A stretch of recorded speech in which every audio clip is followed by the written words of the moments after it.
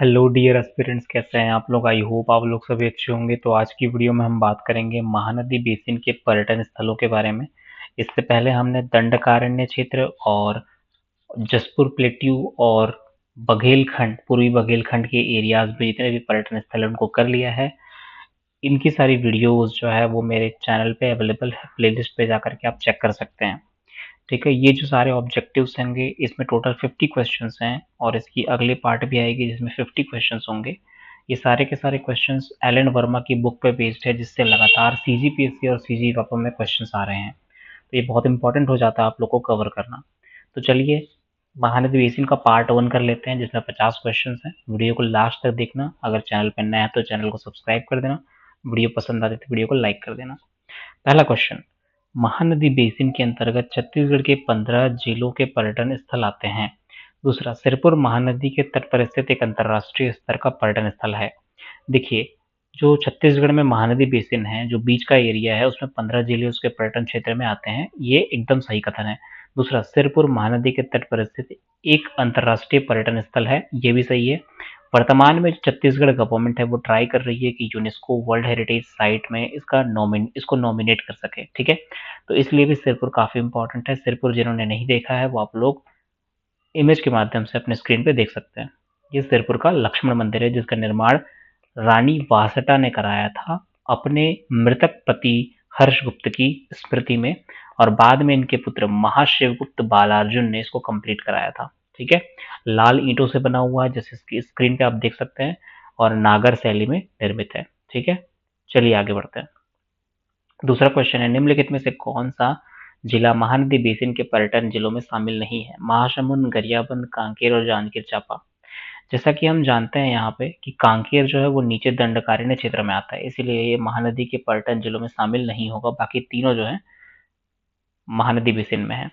अब खल्लारी माता मंदिर के बारे में थोड़ा सा देख लेते हैं। खल्लारी माता मंदिर के संबंध में निम्नलिखित कथनों पर विचार कीजिए। पहला, यह महासमुंद जिले में है। दूसरा, इसका प्राचीन नाम खलवाटिका था। तीसरा, इसका निर्माण 1415 ईस्वी में देवपाल मोची ने कराया था। देखिए, ये महासमुंद जिले में है, ये आपको पता होना चाहिए। इसका पूरा नाम खलवाटिका था, ये भी सही है। और देवपाल मोची ने 1415 ईस्वी में इसका निर्माण करवाया था ब्रह्मदेव राय के समय पे, ये भी सही है। तो इसका आंसर क्या हो जाएगा, सी। खल्लारी माता मंदिर कुछ इस प्रकार है, जैसा आपने डोंगरगढ़ मंदिर आप लोग को पता होगा, तो डोंगरगढ़ मंदिर के समान ही एक मंदिर है जहाँ पे आप लोग को सीढ़ी चढ़ करके जाना होता है। ठीक है, तो ये पहाड़ के ऊपर स्थित है, ये देवी माता का मंदिर है, आप लोग को याद होना चाहिए। अगला, खल्लारी माता मंदिर के संबंध में निम्नलिखित कथनों पर कौन सा सही नहीं है पूछा है ना। इनमें से कौन से कथन सही नहीं है पूछा है। पहला, चैत्र पूर्णिमा को यहाँ मेला लगता है। दूसरा, मंदिर पहाड़ी के ऊपर स्थित है। तीसरा, यहाँ बुद्ध की मूर्ति स्थापित है। और चौथा, पास में गुंबद नुमा चट्टान स्थित है। देखिए, चैत्र पूर्णिमा आप लोग को पता होना चाहिए कि एक लाइन काफी इंपॉर्टेंट हो जाता है, क्योंकि एक लाइन जो है यहाँ पे एलन वर्मा की बुक से उठाई गई है। यह मंदिर पहाड़ी के ऊपर स्थित है, जैसा कि आप देख पा रहे होंगे चित्र में, पहाड़ के ऊपर स्थित है। चैत्र पूर्णिमा में मेला लगता है, ये भी सही है। बुद्ध की मूर्ति नहीं है यहाँ पे देवी माता की मूर्ति है। ठीक है, नारायण देवी की मूर्ति है, यहाँ पे बुद्ध की मूर्ति नहीं है। तो आंसर क्या हो जाएगा, डी। डी इसका सही नहीं है कथन, बाकी सारे कथन सही है। गुंबद नुमा चट्टान स्थित है। देखिए, ये आप लोग को जो चट्टानें दिख रही होंगी यहाँ पे, वो गुंबद नुमा चट्टानें आप लोग को यहाँ पे दिख रही होगी चित्र में। तो इसी तरीके से आप लोग को याद रखना है। अगला जो है 5वां नंबर का, सही जोड़ी मिलाना है आप लोग को। सूची 1 और सूची 2 दिया गया है। पहला सिरपुर, दूसरा श्वेत गंगा, तीसरा दलदली और चौथा बिरकोनी। देखिए, सिरपुर जो है वो महानदी के तट पर स्थित है। श्वेत गंगा एक निरंतर जल प्रवाह वाला कुंड है जो कि महासमुंद में है। दलदली प्राचीन शिव मंदिर व गोधारा यहाँ पे आप लोग को देखने को मिलती है। और बिरकोनी जो है एक इंडस्ट्रियल एरिया भी है, यहाँ पे चंडी मंदिर आपको देखने को मिलती है, जहाँ पे आप लोग को भालू जो है प्रसाद खाने के लिए आते हैं, भालू है ना, इसीलिए काफी फेमस मंदिर है ये, महासमुंद में स्थित है। इसका आंसर क्या हो जाएगा, आंसर हो जाएगा ए। अगला, सिरपुर के संबंध में निम्नलिखित कथनों पर विचार कीजिए। इसका प्राचीन नाम श्रीपुर था। 6वीं से 10वीं शताब्दी तक यहाँ बौद्ध धर्म का प्रमुख केंद्र था। तीसरा, चीनी यात्री हुएनसांग ने इसका उल्लेख किया। देखिए, चीनी यात्री हुएनसांग जो आए थे छत्तीसगढ़ में 639 एडी में आए थे, महाशिवगुप्त बालार्जुन के पीरियड पे, ये आप लोग को याद रखना है। इसका प्राचीन नाम श्रीपुर था, ये तो सही है। 6वीं से 10वीं शताब्दी तक यह बौद्ध धर्म का प्रमुख केंद्र रहा है, ये भी काफी इंपॉर्टेंट है। और चीनी यात्री हुएनसांग ने इसका उल्लेख किया, ये भी काफी इंपॉर्टेंट है। तीनों सही है, इसलिए आंसर क्या हो जाएगा, डी। अगला, 7वां नंबर क्वेश्चन, देखिए ये बौद्ध आप लोग को अवशेष देखने को मिलेंगे सिरपुर, जब आप जाओगे विजिट करने के लिए तो ये इस तरीके की मूर्तियां आप लोग को देखने को मिलेंगी। अगला 7वां नंबर लक्ष्मणेश्वर मंदिर, जो कि सिरपुर के बारे में पूछ रहा है, के बारे में निम्नलिखित कथनों पर विचार करें। इसका निर्माण सोमवंशी राजा हर्षगुप्त की रानी ने करवाया था। जी कि ये क्वेश्चन जो है इस बार सीजीपीएससी में पूछा गया था, थोड़ा सा घुमा के पूछा था, तो आई होप आप लोगों ने सही किया होगा। दूसरा, भगवान शिव को समर्पित है, तो देखिए इसका सही आंसर क्या हो जाएगा, इसका सही आंसर हो जाएगा ए, केवल ए, भगवान शिव को समर्पित नहीं है ये। ठीक है, ये आप लोग को याद रखना है। यहाँ पे विष्णु भगवान को समर्पित है, ये शिव को समर्पित नहीं है। सोमवंशी राजा हर्षगुप्त की रानी ने विष्णु भगवान को समर्पित किया था इस मंदिर को। ठीक है, अब देखिए इस बार के सीजीपीएससी में ये क्वेश्चन पूछा था कि हर्षगुप्त से संबंधित कि लक्ष्मणेश्वर मंदिर का निर्माण हर्षगुप्त के समय पे हुआ था, बट इसमें थोड़ा डिबेट है, हो सकता है दावापत्ती के बाद इसका आंसर कुछ और ले ले सीजीपीएससी, सो इस डिबेट में हमको नहीं जाना है। अगला 8वां, सिरपुर में प्राप्त पीतल की मूर्तियों के बारे में कौन सा कथन सही है। इनमें तिब्बती प्रभाव दिखाई देता है, इनका निर्माण गुप्त काल में हुआ, ये जैन धर्म से संबंधित है, यह केवल पत्थर से निर्मित है। कौन सा सही है पूछा, तो सिरपुर कभी भी आएगा तिब्बती प्रभाव आपको याद रखना है, मतलब बौद्ध, है ना, तो ये आंसर हो जाएगा इसका ए ऑप्शन, इनमें तिब्बती प्रभाव दिखाई देता है। अगला, सिरपुर में निम्नलिखित में से कौन से स्थल स्थित है। आनंद प्रभु विहार, आनंद प्रभु कुटी विहार भी कहते हैं, स्वस्तिक विहार, गंधेश्वर महादेव मंदिर। देखिए सिरपुर में आनंद प्रभु विहार, स्वस्तिक विहार और गंधेश्वर महादेव मंदिर सारे के सारे स्थित हैं, इसीलिए डी आंसर हो जाएगा। अगला, श्वेत गंगा के संबंध में निम्नलिखित कथनों पर विचार करें, 10वां नंबर का क्वेश्चन है। यह महासमुंद के पश्चिम में स्थित, देखिए छत्तीसगढ़ जब हम इस तरीके से मैप बनाते हैं, छत्तीसगढ़ का मान के चलते हैं, ये मैप है, तो यहाँ पे आपको महासमुंद जिला मिलता है, तो महासमुंद जिले के पश्चिमी भाग में यहाँ यहाँ पे आपको क्या मिलेगा, श्वेत गंगा आपको एक जगह मिलेगा। यहाँ का जल दूर से श्वेत दिखाई देता है, ये भी सही है। या सावन में यहाँ कांवरिया आते हैं, ये भी सही है। तो तीनों कथन यहाँ पे क्या हो जाएंगे, सही हो जाएंगे। सीजीपीएससी इस तरीके से डायरेक्ट कथन उठा रहा है आप लोग के अनिल वर्मा की बुक से, तो ये इंपॉर्टेंट हो जाता है। इस तरीके से भी आपको पता होना चाहिए कि श्वेत गंगा नामक स्थल महासमुंद के किस दिशा में स्थित है, तो पश्चिम दिशा में स्थित है। ठीक है, तो इस तरीके से आप देखेंगे वहाँ पे शिवलिंग है, वहाँ पे जल चढ़ाया जाता है सावन में कांवड़ियों द्वारा। ठीक है, अगला, चंडी मंदिर के संबंध में निम्नलिखित कथनों पर विचार कीजिए। यह बिरकोनी गांव में स्थित है, यह चैत्र और क्वार नवरात्रि में ज्योति जलाई जाती है। जनरली ऐसे क्वेश्चंस के आंसर दोनों सही होते हैं जहाँ पे फैक्चुअल इन्फॉर्मेशन दी गई है। आपको बस इतना पता होना चाहिए कि बिरकोनी एक इंडस्ट्रियल एरिया, वहाँ पे चंडी मंदिर है और यहाँ पे भालू जो है वो प्रसाद खाने के लिए आते हैं। ठीक है, काफी इंपॉर्टेंट है। देखिए आप इस तरीके से अपने स्क्रीन पे इमेज देख सकते हैं, चंडी मंदिर है जो कि घूचा पानी में स्थित है। ठीक है, बागबहारा क्षेत्र में। इस मंदिर में भालू आते हैं प्रसाद खाने के लिए। ठीक है, देखिए किस तरीके से पुजारी जो है वो भालू को प्रसाद खिला रहे हैं। अगला क्वेश्चन, दलदली पर्यटन क्षेत्र के संबंध में निम्नलिखित कथनों पर विचार कीजिए। ये दलदली है, ये जलजली नहीं है। जलजली मैनपाट एरिया में एक दलदल वाला स्थान है। ठीक है, तो उससे कंफ्यूज नहीं होंगे। दलदली पर्यटन स्थल जो है महासमुंद में स्थित है और यह महासमुंद के पूर्व में है। ठीक है, तो यहाँ गोधारा से निरंतर जल प्रवाह होता है, दोनों कथन यहाँ पे सही हो जाएंगे। ठीक है, दलदली। निम्नलिखित में से कौन सा स्थान संत वल्लभाचार्य का जन्म स्थान है। इजी क्वेश्चन है। चंपारण्य क्षेत्र जो है, जो कि रायपुर क्षेत्र है, वहां पे एक समी वृक्ष था, उस समी वृक्ष के नीचे जो है इनका जन्म हुआ था। ठीक है, तो वल्लभाचार्य जी का आपको पता होना चाहिए, और शमी वृक्ष भी आपको पता होना चाहिए कि शमी वृक्ष के नीचे इनका जन्म हुआ था। अगला, निम्नलिखित में से और एक चीज, एक फैक्ट बता देता हूँ आपको वल्लभाचार्य जी के बारे में कि ये जो थे वो शुद्धाद्वैतवाद या पुष्टि मार्ग के संस्थापक। ठीक है, याद रहेगा। आगे चौथा 14वां नंबर का क्वेश्चन है, निम्नलिखित को मिलाइए, सही जोड़ी मिलाना है। चंपारण्य, राजिम, आरंग, नंदनवन। देखिए चंपारण ने जो है, अभी मैंने बताया कि समी वृक्ष के नीचे रायपुर जो एरिया है, यहाँ पे मेला भी लगता है, चंपारण मेला। ठीक है, तो वल्लभाचार्य जी का जन्म स्थान है। राजिम महानदी पैरी शोंडूर का संगम स्थल है। ठीक है, कुलेश्वर महादेव मंदिर भी स्थित है, राजिम का मंदिर स्थित है। ठीक है, आरंग मंदिरों का शहर कहा जाता है। नंदनवन वन्य जीव संग्रहालय है, तो आंसर क्या हो जाएगा, ए। राजिम के संबंध में निम्नलिखित कथनों पर विचार कीजिए। यह महानदी पैरी और शोंढूर नदियों के संगम पर स्थित है, इसे छत्तीसगढ़ का प्रयाग कहा जाता है। दोनों कथन सही है, क्योंकि इसे छत्तीसगढ़ का प्रयाग कहा जाता है और महानदी पैरी शोंढूर के संगम पर स्थित है, तो आंसर क्या हो जाएगा, सी। देखिए इस तरीके से आप अपनी स्क्रीन पे देख सकते हैं कि ये राजिम मंदिर है। ठीक है, राजीव लोचन मंदिर। अगला क्वेश्चन है राजीव लोचन मंदिर के संबंध में निम्नलिखित कथनों पर विचार कीजिए। देखिए अब राजीव लोचन मंदिर का निर्माण आपको पता होना चाहिए विलास तुंग ने कराया था आपके 8वीं से 10वीं शताब्दी के मध्य में। तो आपको ये पता होना चाहिए कि जो विलास तुंग थे वो नल डायनेस्टी के रूलर थे। ठीक है, तो राजीव लोचन मंदिर काफी इंपॉर्टेंट है, हर बार पूछता ही रहता है। भगवान विष्णु को समर्पित है, ये भी आपको पता होना चाहिए। और 8वीं से 10वीं शताब्दी में विलास तुंग ने इसका निर्माण करवाया था, ये भी आपको पता होना चाहिए। ये नल डायनेस्टी के थे। ठीक है,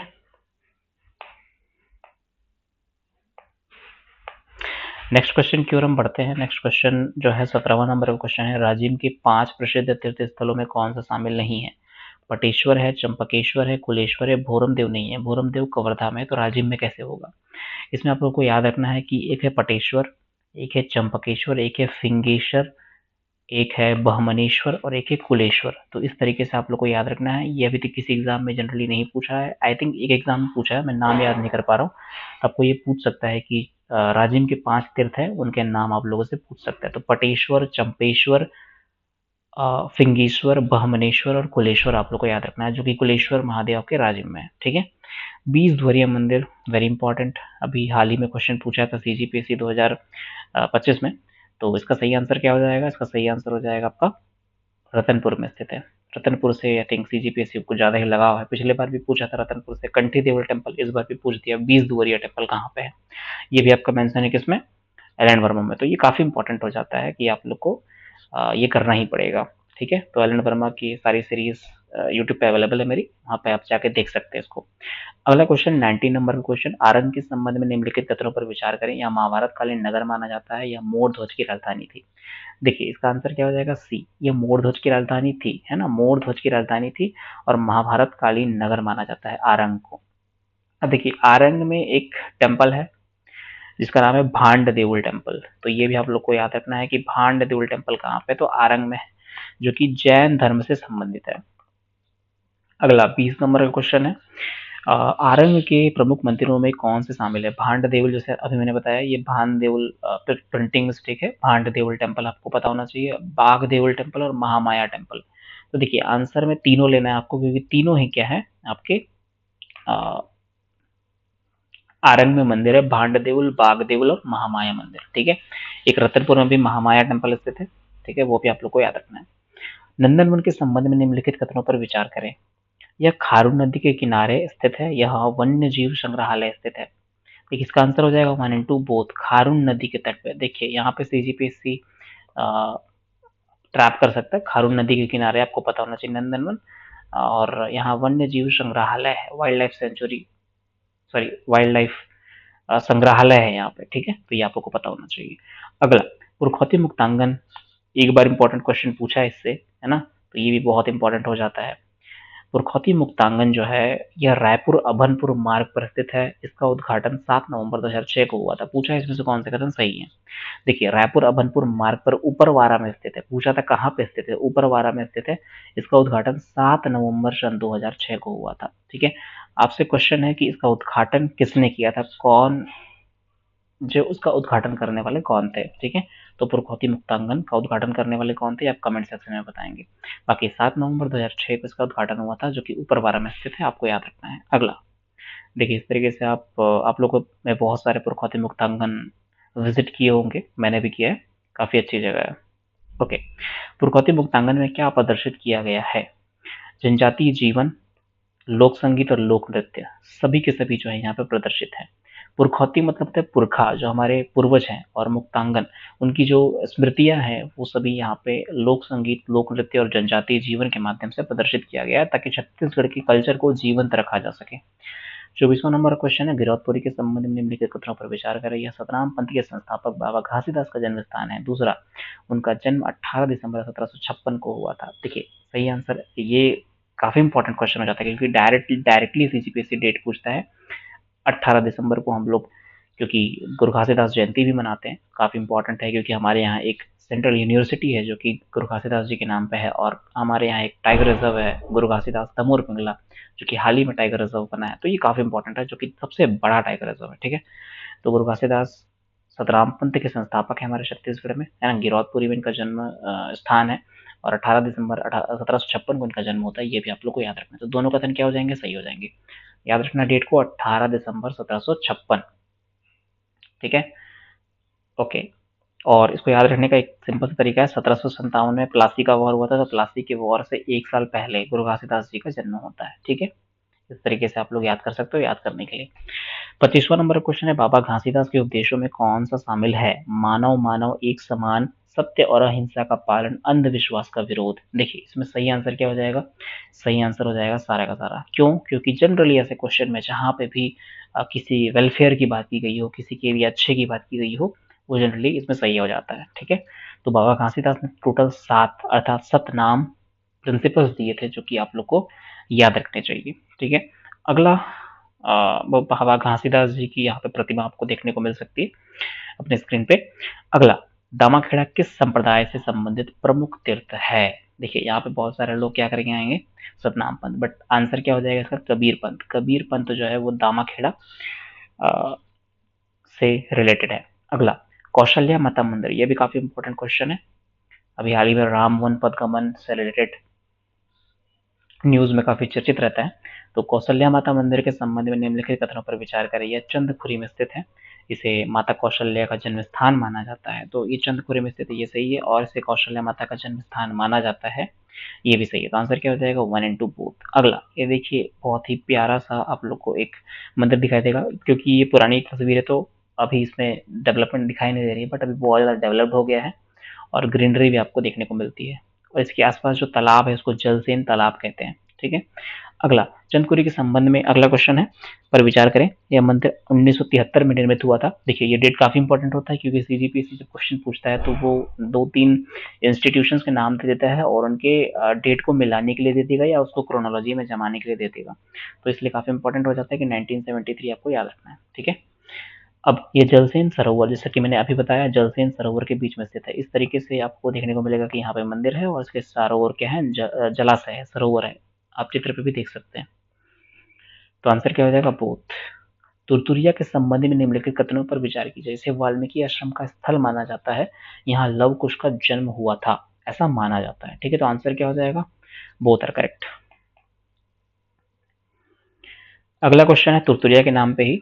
तुरतुरिया नाम पड़ने का क्या कारण है? नदी का नाम, चट्टानों से निकलने वाली आवाज, किसी राजा का नाम, किसी जनजाति का नाम। देखिए तुरतुरिया किसी नदी का नाम नहीं है, किसी राजा का नाम भी नहीं है और किसी जनजाति का नाम भी नहीं है। तुरतुरिया एक जगह है जो कि बलौदाबाजार डिस्ट्रिक्ट में है और यहाँ पे लव कुश का जन्म स्थान माना जाता है, जो कि वाल्मीकि आश्रम है। तो तुर जो ध्वनि है, तुर तुर, ये ध्वनि जो है चट्टानों से निकलती है, इसी कारण इसका नाम तुरतुरिया पड़ा है। ठीक है, मत्कु द्वीप के संबंध में निम्नलिखित कथनों पर विचार कीजिए। यह शिवनाथ नदी में स्थित है, इसका आकार मंडुक या मेंढक जैसा है।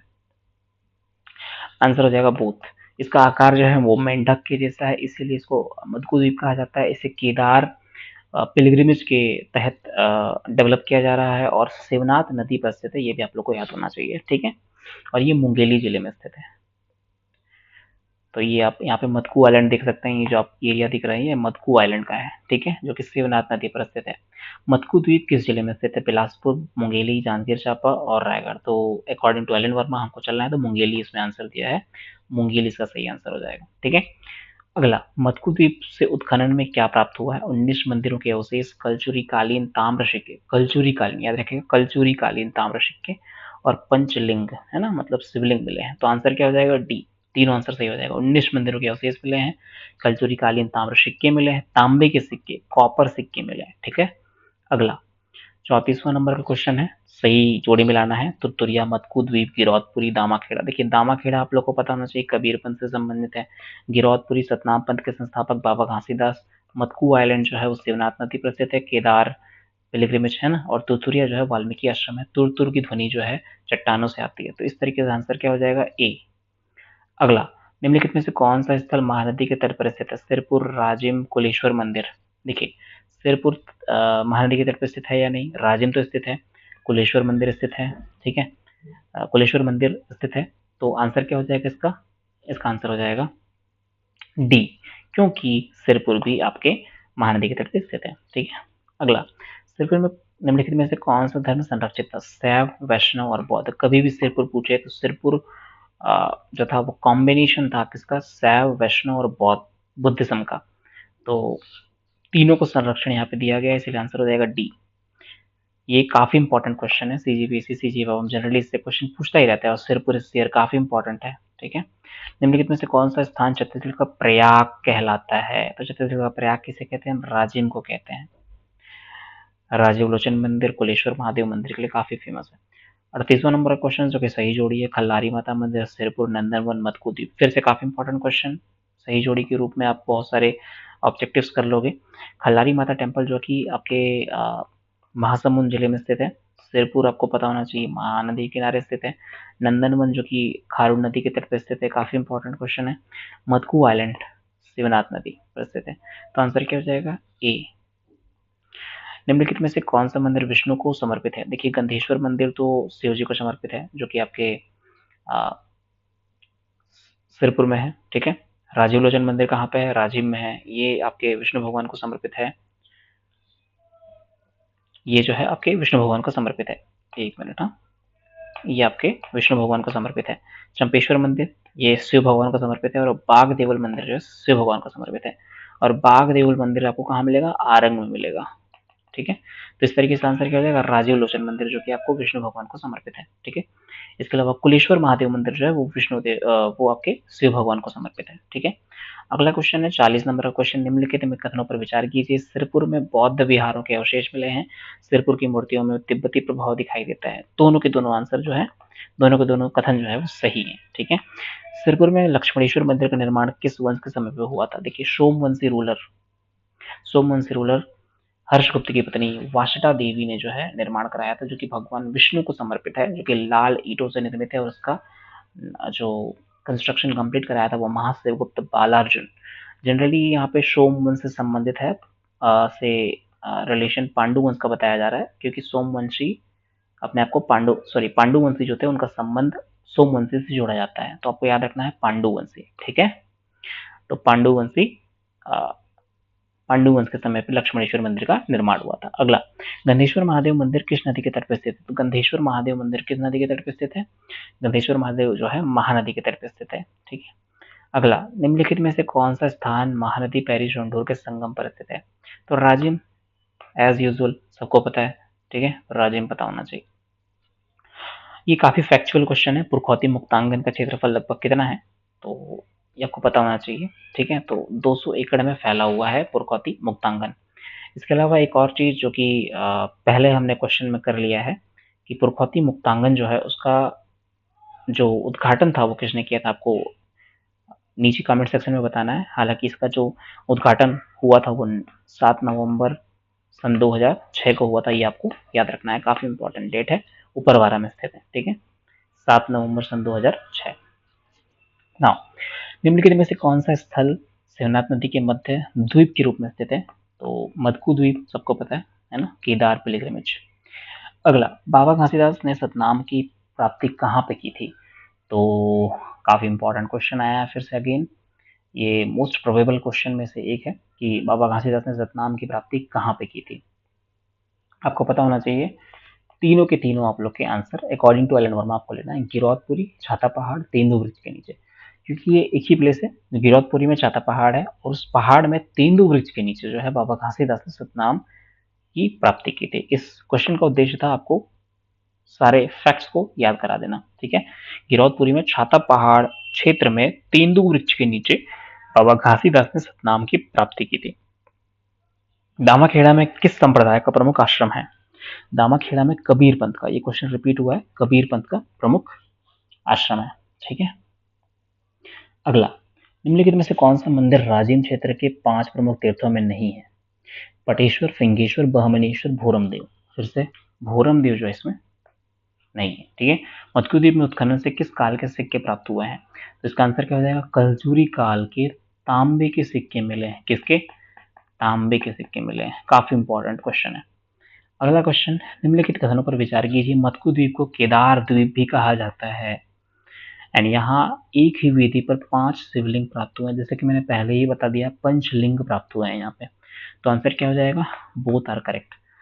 तो आप लोग बताइएगा आपको 50 में से कितने मार्क्स मिले हैं, कितने क्वेश्चन आपने सही किए, और आगे वीडियो को ऐसे ही प्यार देते रहिए, और नेक्स्ट पार्ट भी आएगा जिसमें हम कंप्लीट कर देंगे महानदी बेसिन के सारे इंपॉर्टेंट प्लेसेस, जिसमें से कोई भी क्वेश्चन आपके सीजी में आया चाहे सीजीपीएससी में आपसे नहीं छूटेंगे। ठीक है, आई होप ये वीडियो पसंद आया होगा। मिलते हैं नेक्स्ट वीडियो में, तब तक के लिए take care, keep learning, keep enjoying your life.